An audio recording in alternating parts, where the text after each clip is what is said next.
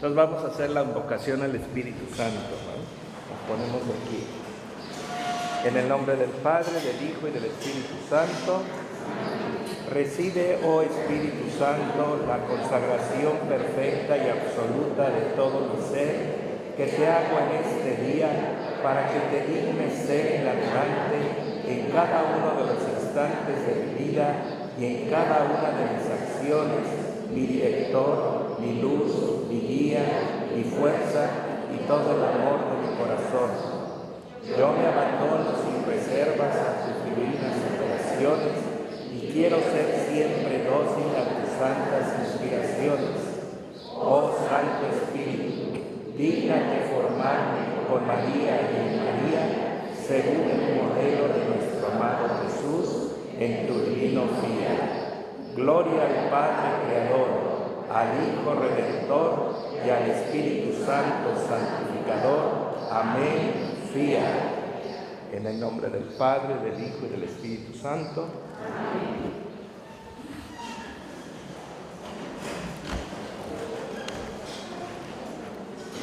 Este folleto que les entregamos lo vamos a usar para los trabajos personales y de grupo, así que no necesitan abrirlo ahorita, para que no se distraigan.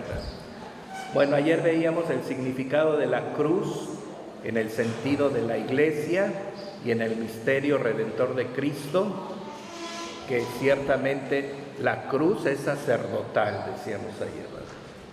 Vamos ahora a ver el valor de la cruz que nos deja ver los escritos de Luis. Vamos a leer algunos escritos, ¿verdad?, para poder profundizar sobre el sentido de la cruz. Decimos como introducción, nuestra vocación y llamado como cristianos es transformarnos en Cristo. Esa es la meta de la vida cristiana y el sentido de la santidad en la Iglesia, transformarnos en Cristo. Él es nuestro modelo a imitar, configurándonos, y esa es obra del Espíritu, porque tú no te puedes configurar, ¿verdad? O sea, tomar forma y figura, o sea, imagen y semejanza en Cristo es la acción del Espíritu Santo en el corazón del creyente. Entonces, configurados por el Espíritu a través del bautismo y la confirmación, porque es el Espíritu el que hemos recibido, participando de la vida divina, como decíamos en la misa, en el misterio pascual de la muerte y resurrección de Cristo, por la eficacia del propósito divino que Dios llevará a cumplimiento fielmente en cada corazón. Todo este propósito abrazado con fe y abiertos a la acción del Espíritu, que es su gracia, para llegar a la meta de amar al Padre y de glorificar su nombre. Por eso dice el Padre nuestro: Padre nuestro que estás en el cielo, santificado sea tu nombre. O sea, la forma en que glorificamos a Dios, Padre, es santificándonos. Entonces hay que simplificarnos, ¿verdad? Si queremos realmente glorificar al Padre, solo hay un camino de glorificación al Padre: tu propia santificación. Porque ayer decíamos que hay tres intenciones, ¿no? Para gloria del Padre, por la salvación de los hombres y por la instauración del reino. Entonces, la glorificación al Padre desde nosotros solo puede ser a través de nuestra propia santificación, que es obra del Espíritu Santo. O sea, yo no puedo glorificar a Dios por mi cuenta. La gloria de Dios está en que ustedes sean santos, como soy yo santo, ¿verdad? Entonces, esta parte que dice aquí: ayudados por la gracia del Espíritu, nuestra meta es glorificar al Padre, siendo santos como Él es santo. Ante todo, el amor recibido del Padre, por la gracia de nuestro Señor y por la acción del Espíritu, nos abre este camino de respuesta fiel en correspondencia a la gracia de ser verdaderos hijos de Dios que reflejan la santidad de Dios. O sea, para nosotros la santidad no es una cuestión a discreción, es una exigencia. Porque como católicos decimos: ay, ni que fuera yo santo. Tienes que ser santo. Porque sin santidad nadie verá a Dios, dice el profeta Isaías. Fíjense desde cuándo está esta revelación. El profeta dice: sin santidad nadie podrá ver a Dios.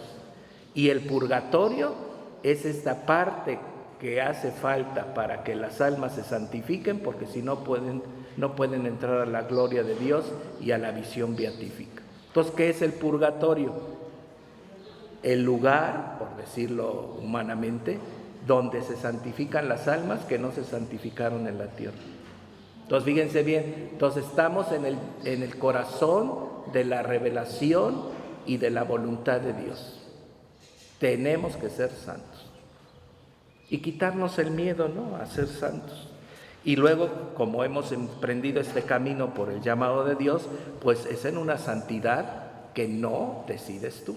No vas a ser santo como a ti te gustaría, ni como a ti te parezca o te interese. Será en la voluntad de Dios. Este es nuestro camino, ¿verdad? Entonces, la gran experiencia de la unción del Espíritu es abrirnos a un camino de fidelidad y correspondencia a la gracia para ser verdaderos hijos de Dios. La gran pasión de Cristo en su vida, y decíamos ayer, es amar al Padre y cumplir lo que Él le manda, y amar a los hombres para la redención del mundo, ¿verdad? Bueno, eso ya lo habíamos dicho ayer, lo reiteramos para retomar estas ideas. Vamos a leer textos de Luisa, ¿verdad? Dice, la cruz es mi lecho florido, ¿verdad? Habiendo recibido la comunión, mi dulce Jesús, todo afable, parecía como que estaba en actitud de ser mi confesor.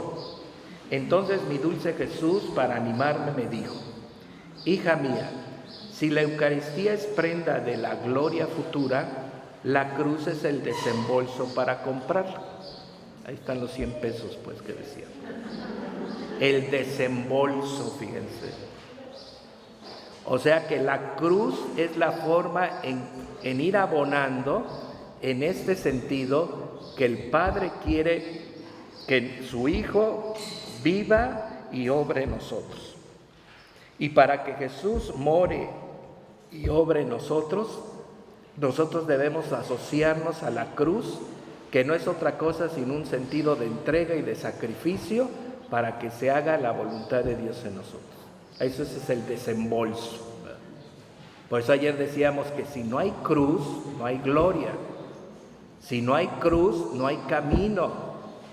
Y no es cruz como cruz simplemente, sino Pascua, por la cruz a la gloria. Entonces, por eso dice acá, la cruz es el desembolso de tal forma que si la Eucaristía nos permite recibir a Cristo, la cruz nos permite el seguimiento, ¿verdad? Porque el que quiera ser mi discípulo, que cargue su cruz. Pero es un dinamismo, ¿no? La cruz no nada más es hacer un sacrificio, ofrecer algo, es un dinamismo pascual. Por la cruz nos ha salvado, dice la jaculatoria en Semana Santa, ¿se acuerdan? En el Vía Crucis. Por tu cruz bendita nos has salvado. O sea, la cruz es la puerta de entrada a este misterio donde Dios quiere hacer que su vida divina resurja en nosotros, porque por el pecado se ha perdido. Entonces es la puerta de entrada, pero también es el camino para el feliz resurgimiento de todo el propósito de nosotros. Entonces realmente la cruz es un dinamismo, no es un simple acto. Es una dinámica donde vamos a aprender, por eso dice, el que quiera seguirme, cargue su cruz de cada día, ¿verdad? Entonces aquí dice, si la Eucaristía es semilla que impide la corrupción, es como esa hierba aromática con la que se ungen los cadáveres para que no sean corrompidos y da la inmortalidad al alma y al cuerpo. O sea, cuando nosotros decimos que Jesús nos da la oportunidad de recibirlo en este santo sacramento, es porque Él va siendo capaz de que la vida divina se alimente en Él que está usted viviendo. O sea que a veces comulgamos para que el Señor me dé a mí gracias, no es para alimentar su vida divina en ti. O sea, a veces no lo hemos entendido. ¿Por qué comulgamos? Porque Cristo necesita ser alimentado en nosotros para crecer y hacernos partícipes de su vida divina. No sé si lo logran captar. No alimentamos nuestra vida con Cristo, sino Cristo se alimenta con la sustancia de su cuerpo y de su sangre en el alma para crecer en vida divina a esa criatura. Por eso les digo que este camino no hay nada para nosotros, todo es para Dios, para su gloria, para el cumplimiento de su propósito, para el resurgimiento de su vida divina y de su reino en nosotros. Entonces hay que ir entendiendo, ¿verdad? El plan es tener vida en Cristo. Sin Él no tenemos vida, sin mí nada puede. Y el que cree en mí, yo lo resucitaré en el último día. Es decir, resurgirá toda mi vida divina que fuimos alimentando esta vida divina en la iglesia con la sustancia de su cuerpo y de su sangre. Es lo que dice acá, ¿verdad? La cruz entonces embellece el alma y es tan poderosa que si hay deudas que se contraen, porque somos pecadores, ella es la fiadora. Por eso entonces la Eucaristía nos va dando prenda de salvación eterna, ¿verdad? Porque el que come mi carne y bebe mi sangre tiene vida en mí. Fíjense, tienen vida en mí. Por lo tanto, estamos participando ya desde ese misterio pascual, en esa experiencia de recibir a Cristo en la comunión, para que Cristo viva en mí y haga partícipe a mi alma de la vida divina de Él. Entonces todo esto es cruz para Jesús, porque Jesús entonces, así como se encarnó en el seno de María, lo vamos a ver en el siguiente tema que es la encarnación, Jesús se encarna en el sacramento. Hay un misterio de encarnación, ya no es pan, sino es carne y sangre de Cristo.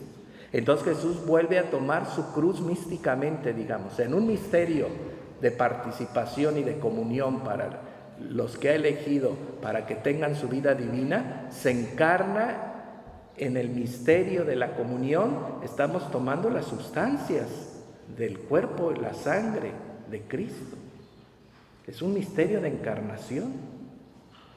Jesús sigue cargando su cruz. ¿Cómo es posible que nosotros pretendamos no cargar la cruz?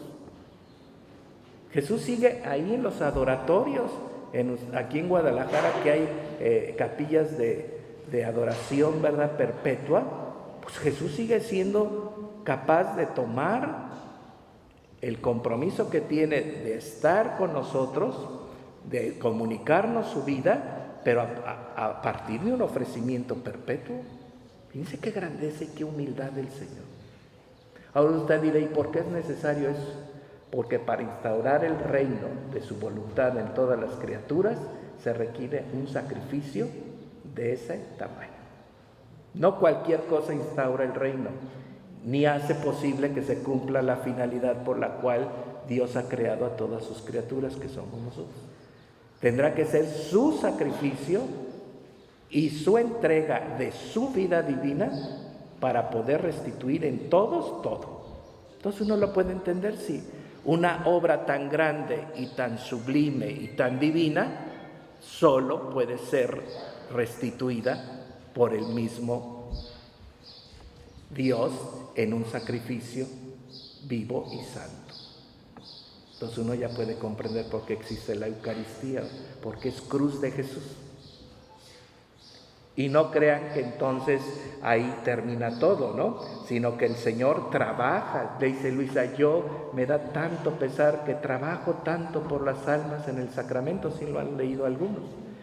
Y hago como cadenas en el sacramento de la comunión para atar a las almas. Y lo único que hacen las almas es destruir esas cadenas que me desgarran el corazón.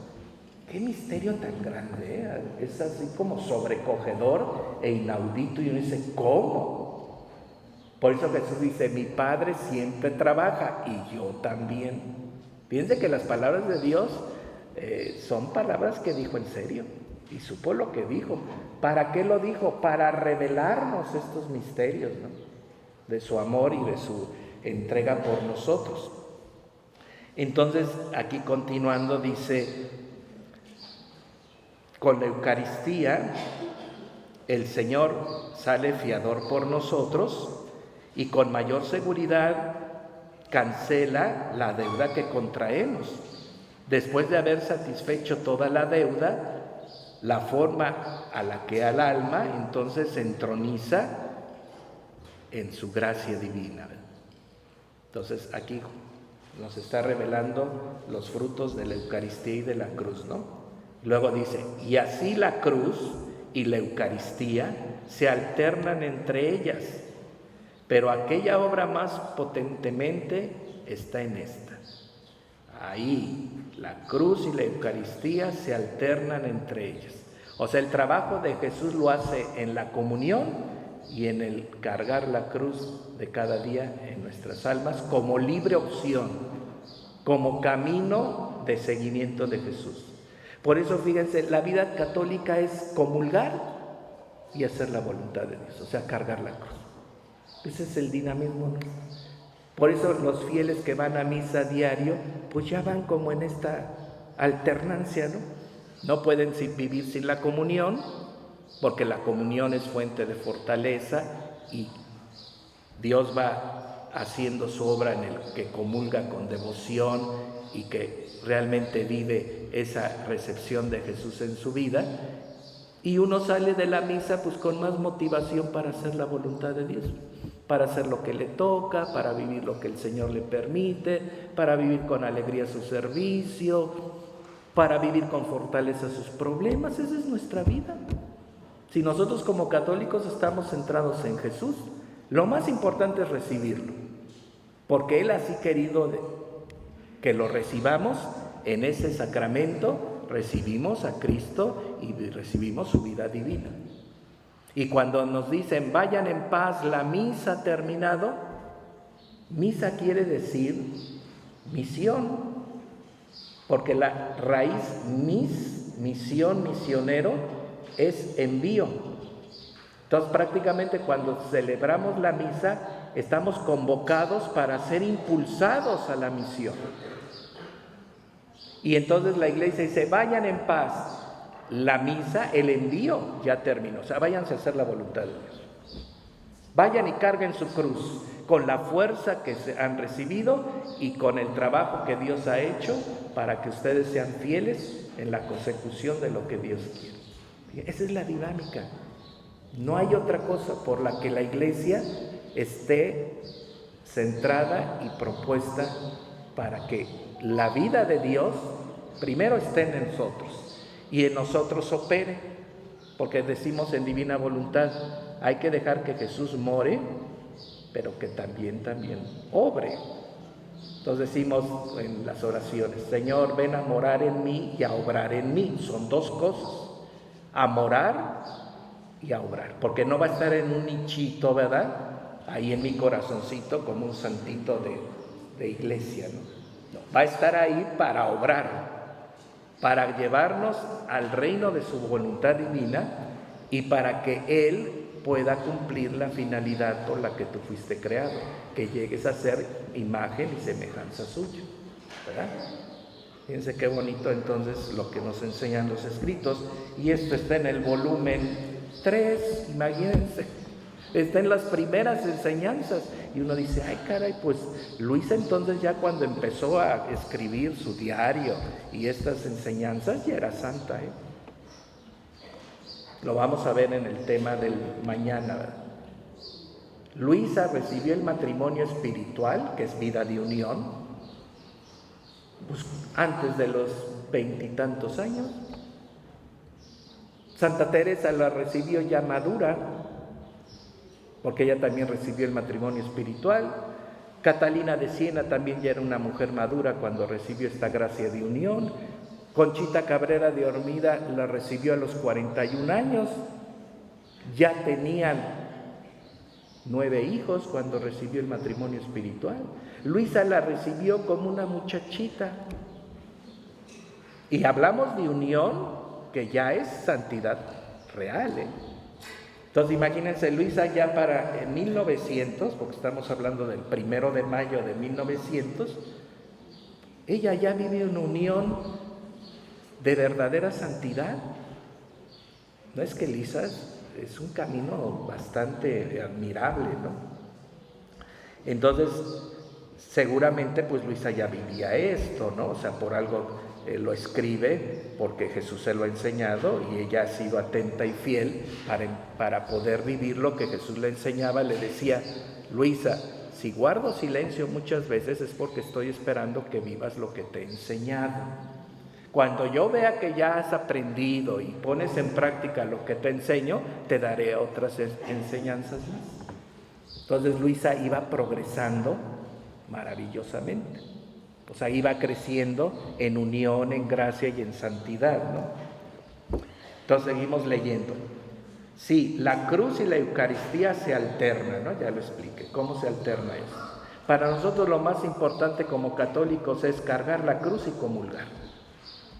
Fíjense que la divina voluntad es una espiritualidad de síntesis que nos ayuda a simplificarnos. ¿Qué es lo que ustedes tienen que hacer para empezar a vivir esto? Valoren más la comunión. Si es posible, recíbanla diario. No es un mandato que les digamos tienen que ir a misa diario. No, que lo viva el que ya lo valora y lo descubre. Porque muchos de ustedes son de comunión diaria, no les tengo que preguntar.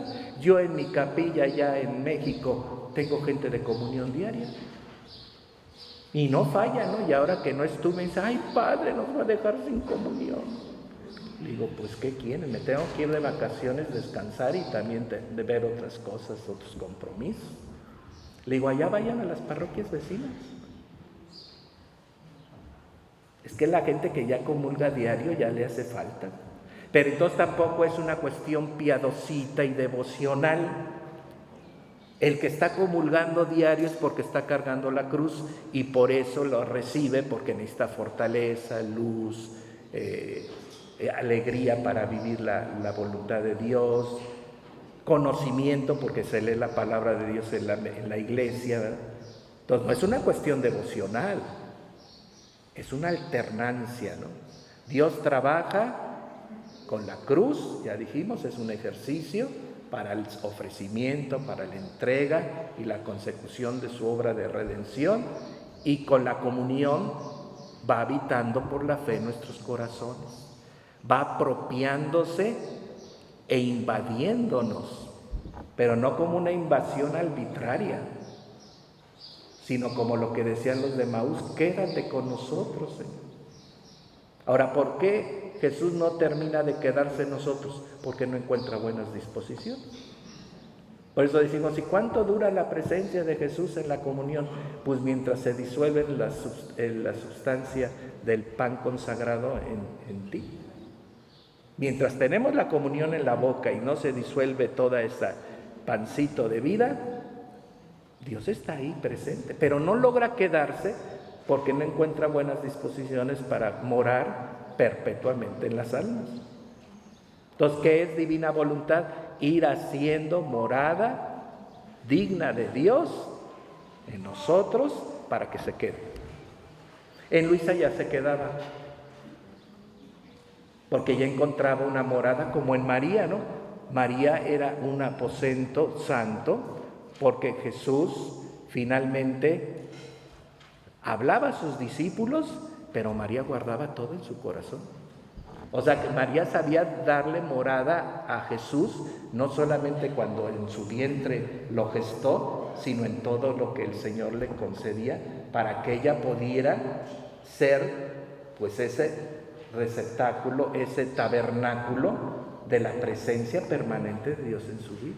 Entonces, una meta de nosotros muy alta, pero pues que tenemos que reconocerla, es lograr que Jesús se quede con nosotros. Entonces, cuando Dios empieza a quedarse en el alma, se le va notando sus cualidades: amabilidad, paciencia, prudencia, entrega, fidelidad. O sea, ¿cómo podemos saber que Dios permanece en nosotros? Pues por la forma en que vivimos. Porque si hoy hacemos una cosa y mañana otra, no creo que ahí esté Jesús. Eso es ambigüedad y como que inconstancia, ¿no?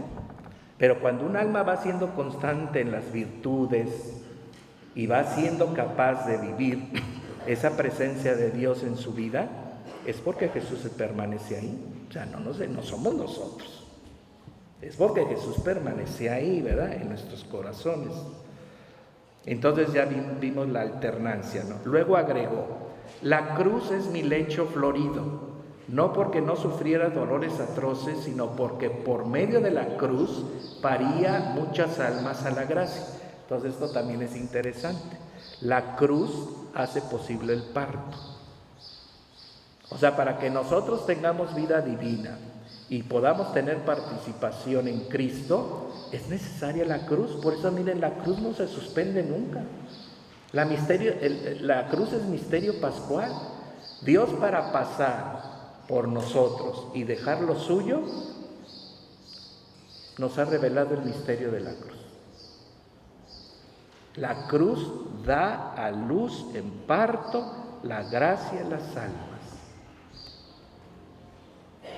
Fíjense que yo me he dado cuenta que Luisa dice muchas cosas, bueno, Jesús en Luisa, pero las dice de tal manera tan rápido y tan simplificada que luego no entendemos todo lo que significa. Por eso yo les voy a recomendar que lean otros santos, porque algunos ya se hicieron muy fans de Luisa y solo leen Luisa y solo Luisa, pero tienen que leer otros santos que explican algunas gracias que ella las vive rápidamente, porque ella va en una superautopista, y entonces uno cuando lo lee no alcanza a entender todo lo que implica esto. Entonces yo los invito a que lean santos modernos, ¿verdad? Santa Teresita del Niño Jesús, Conchita Cabrera de Armida, a Sor Faustina, o sea, santos contemporáneos. ¿Por qué? Porque Dios, a través de la vida de los santos, va poniendo a consideración de la Iglesia el camino espiritual que quiere para su cuerpo místico, que es la santidad. Entonces hay santos que uno lee en su itinerario espiritual, que siempre es la unión, pero que con más lujo de detalle describen ciertos pasos que dio Luisa, que repito que ella los vive rápidamente y que no alcanzamos a implicar qué es lo que tenemos que vivir en ese estado o en ese grado o en ese proceso espiritual. Por eso a mí me gusta Conchita, ¿verdad? Porque Conchita tiene un libro espiritual que es su diario espiritual, que explica estas gracias. Que explica eso que les hablé de la cruz, eso lo he leído en Conchita. Entonces Conchita tiene una capacidad de ampliar lo que vivió, porque también es una mistagoga, igual que Luisa. Pero Luisa tiene un compendio de gracias que todos los santos han vivido y otras mucho más que nadie ha podido vivir. A partir de Luisa va a haber una nueva capacidad de santidad en la Iglesia. Son cosas que el Señor así revela, pero que lo que fundamentalmente hace que la vida sea una vida espiritual consistente, que progrese en la unión y en la transformación que Dios quiere en el alma, se explican maravillosamente en otros santos. Entonces lean otros santos, no nada más Luisa. No nada más Luisa. Porque a veces dicen ustedes que la Iglesia no conoce a Luisa. La Iglesia conoce el camino de la santidad porque tiene 2000 años de caminar en el testimonio de una multitud de testigos que llamamos santos, y que son la pedagogía que Dios ha usado para enseñarle a la Iglesia los caminos espirituales de la vida divina. Entonces no despreciemos la experiencia que tiene la Iglesia de 2000 años en la pedagogía que Jesús usa para santificar las almas. Sí, ya sabemos que Luisa va con un itinerario superior a muchos santos y que es esa alternativa que hoy decimos de santidad divina, pero que la santidad divina descansa en la santidad de toda la Iglesia, porque la santidad en Luisa es coronamiento de la santidad de la iglesia, coronamiento, o sea, lo que va encima de todo y corona y perfecciona toda la obra de santificación es la divina voluntad. Pero no está la coronita flotando, está colocada en la cúspide de todo lo que la iglesia ha vivido en 2000 años. Dios había querido coronar toda esa santidad poniendo el último toque con su santidad divina y el coronamiento de su obra completa. Entonces no podemos ignorar la parte de toda la experiencia de la iglesia. Entonces es importante, fíjense, porque aquí dice, la cruz es un lecho florido donde entonces doy a luz en parto la gracia en las almas. Entonces habría que ver cómo es esto, porque aquí nada más lo explica y más bien lo menciona, pero no dice cómo vivir ese parto, ¿verdad? No quiero que temas el sufrir como si quisieras obrar tibiamente. Anda, ánimo, obra con valentía y exponte por ti misma el sufrimiento. Entonces esta parte del sufrimiento, que es parte del misterio de Cristo, que quiso asumir el dolor para redimir. No porque el dolor redima, sino porque cuando las cosas se asumen, hablando del dolor, por amor a Dios, se convierte en redención. Por eso hay que abrazar la cruz y especialmente el sufrimiento por amor. Porque Jesús, al sufrir por nosotros por puro amor, hace que el sufrimiento se convierta en fuente de redención. Hay que pedirle a Dios que nos haga comprender esto. El dolor asumido por amor, como Cristo, el Espíritu Santo lo transforma en fuente de redención. Es lo que decíamos ayer de las moneditas con que compramos gracias. Cuando el amor es capaz de sufrir, entonces transforma ese sufrimiento en fuente de salvación para quienes lo viven y se les ofrece. Por eso nosotros llamamos también en la familia de la cruz apostolado de la cruz. ¿Cuál es el apostolado de la cruz? Porque apostolado decimos es la catequista, es la pastoral familiar, la pastoral de enfermos. No, hay apostolados espirituales. ¿Cuál fue el apostolado de Jesús? Transformar todo el sufrimiento del mundo vivido con su amor divino en fuente de redención eterna.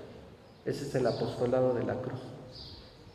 Por eso ayer decíamos, hoy necesitamos en la iglesia almas sacerdotales para que ofreciendo su vida y especialmente sus sufrimientos por amor, repito, si no hay amor, el sufrimiento es destructor y no tiene sentido ni se torna en fuente de bendición. Por eso a los enfermos hay que decirles, ofrezca su sufrimiento, acepte la voluntad de Dios que también estuvo en una cruz, viva con conformidad este momento sufriente, únalo al Cristo y ofrézcalo por alguna intención para que ese sufrimiento se convierta en fuente de bendición. Si usted lo ofrece por los sacerdotes, pues será fuente de bendición para ellos. Si lo ofrece por los jóvenes, pues será fuente de bendición para que nuestros jóvenes no se pierdan.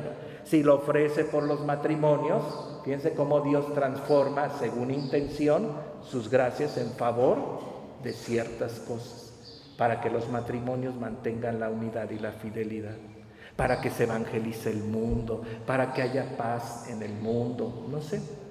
Es que ayer decíamos, esto es cuestión de fe. Si yo hoy hago este ejercicio, hoy digo apostolado de la cruz, que es un apostolado discreto e interior, porque ¿quién sabe qué estás ofreciendo? Solo Dios. ¿Quién sabe cómo lo vives y lo sufres y lo vives con ese amor, con esa aceptación como Jesús aceptó su cruz? Solo Dios lo ve.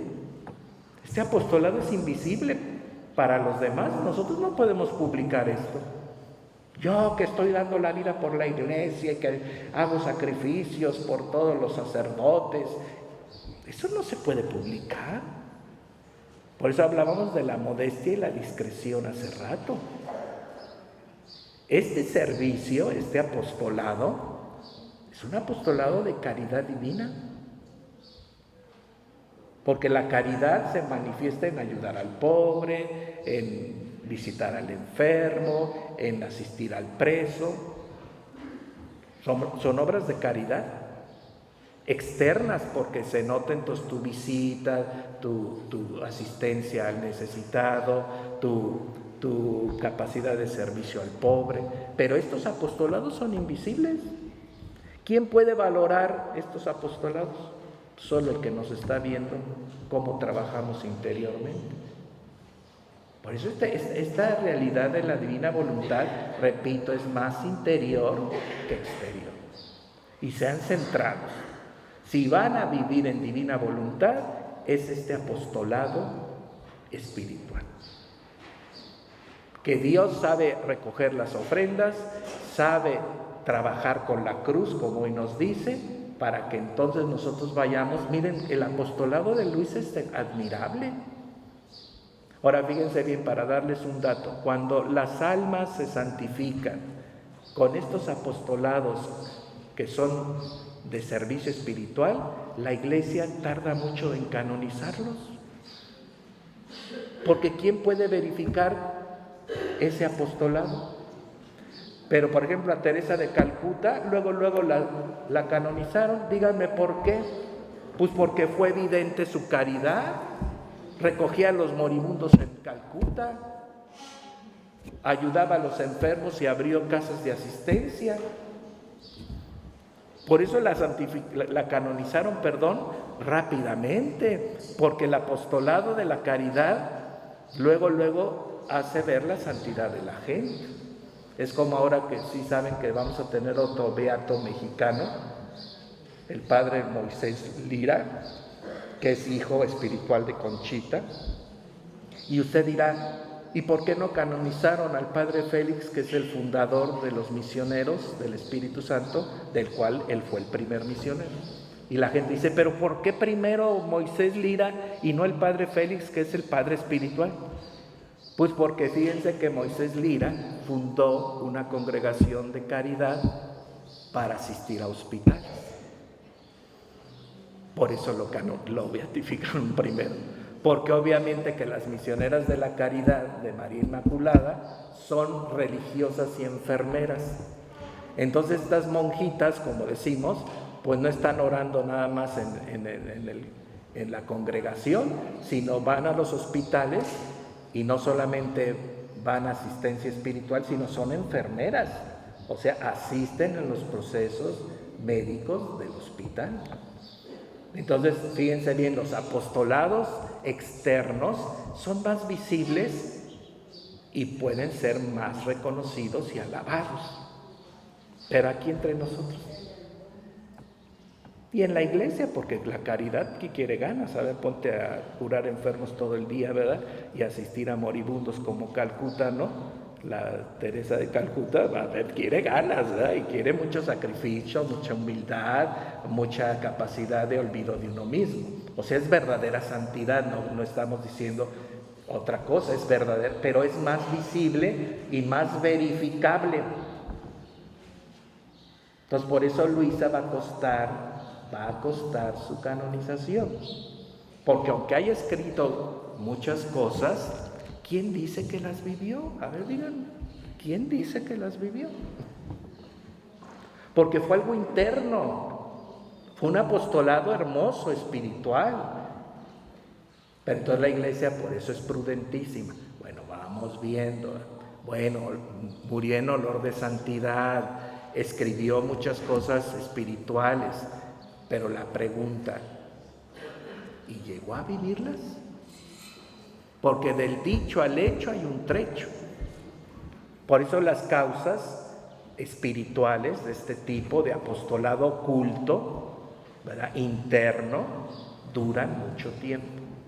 Porque la iglesia va esperando verificar bien todas estas cosas. Entonces, ¿por qué se los digo?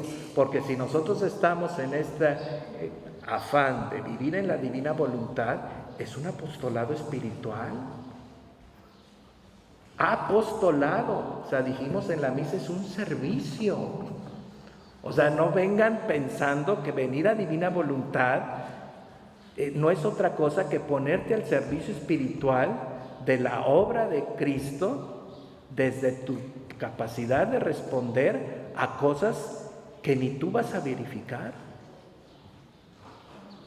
Por eso decíamos del Padre Aníbal que saliendo del mundo a la presencia de Dios vio todo lo que hizo por la divina voluntad como experiencia que goza en el cielo por lo que hizo en divina voluntad en la tierra, pero lo ve hasta después.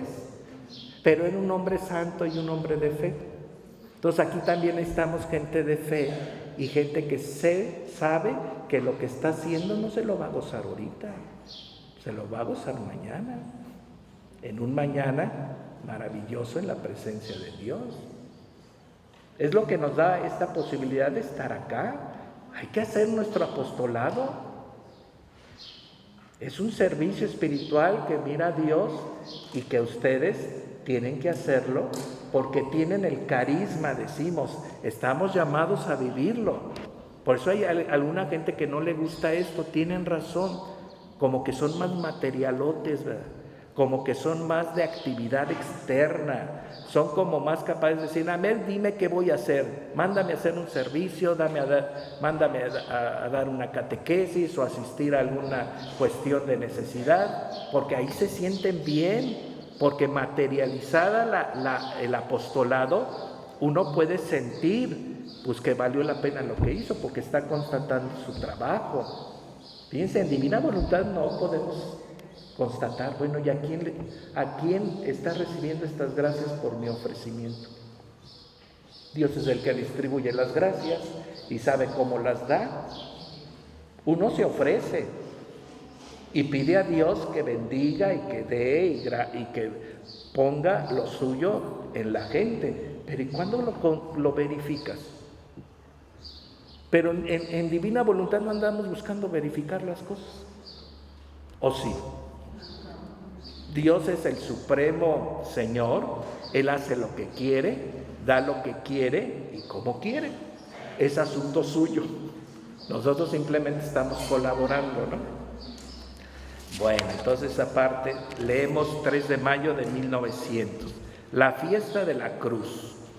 Esta mañana me encontré fuera de mí misma y vi todo el cielo tachonado de cruces, unas pequeñas, otras grandes, otras medianas. Las más grandes con más resplandor daban. Era un encanto dulcísimo al ver tantas cruces que embellecían el firmamento, pues eran más resplandecientes que el sol. Después pareció que se abrió el cielo y se veía y se oía una gran fiesta, los bienaventurados de la cruz. ¿Quién habría sufrido más? Era festejado más en ese día. Se distinguían de modo especial los mártires, ¿verdad? Los mártires dan la vida y su sangre por Cristo. Quienes han sufrido también brillaban en el ocultamiento, es lo que estamos diciendo. Fíjense, los que más brillan son los mártires y los que viven en ocultamiento. Oh, cuánto se estimaba en esta bienaventurada morada la cruz, a quienes habían sufrido. Mientras esto veía, una voz resonó en todo el cielo y se decía: si el Señor no enviara las cruces sobre la tierra, sería como un padre que no, teniendo amor hacia sus hijos, en vez de querer verlos honrados y ricos, quiere verlos pobres y deshonrados. Entonces la cruz nos enriquece. Porque ya dijimos que la dinámica es que cuando se presenta la ofrenda y se hace el ofrecimiento en amor y en entera libertad, Dios transforma la ofrenda en fuente de bendición. Es como el pan que se transforma en la carne de Cristo. No hay proporción. De una materia inerte que es harina, se convierte en el cuerpo y la sangre del Santísimo Redentor. O sea, no hay proporción.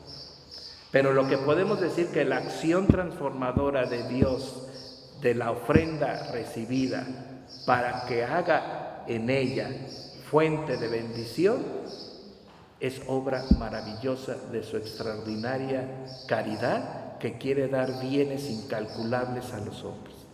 Entonces hay que tener presentes que cuando nosotros vivimos en esta experiencia de ofrecimiento, haciendo la ofrenda de la propia vida, Dios convierte esa pequeñita ofrenda de mi vida en una fuente de bendición incalculable. Es un buen negocio. Por eso la fe, la cruz nos enriquece. Dice.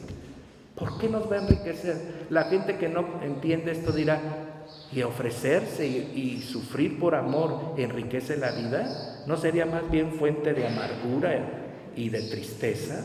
¿Por qué tengo que sufrir esto? ¿Y por qué tengo que entregar aquello y hacer inmolación, o sea, ofrecimiento de mi vida en esto? Para el mundo esta es una aberración, fíjense. Es un absurdo. No tiene sentido. Pero para nosotros que somos creyentes y que ya conocemos el misterio,